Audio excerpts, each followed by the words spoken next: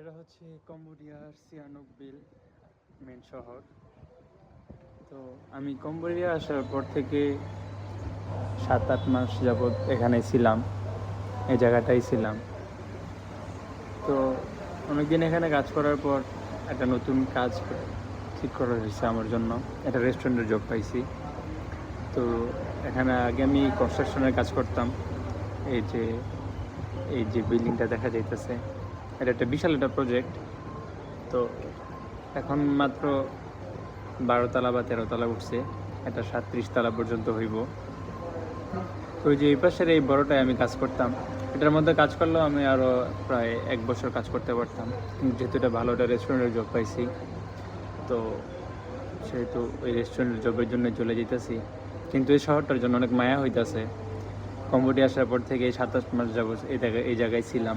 এই জায়গার মানুষের সাথে আমার পরিচয়, হ্যাঁ, এই জায়গাটার সাথে আমার পরিচয়। এই সাগরপাড় এসে যখন মন খারাপ থাকতো সাগরপাড় এসে বসে থাকতাম।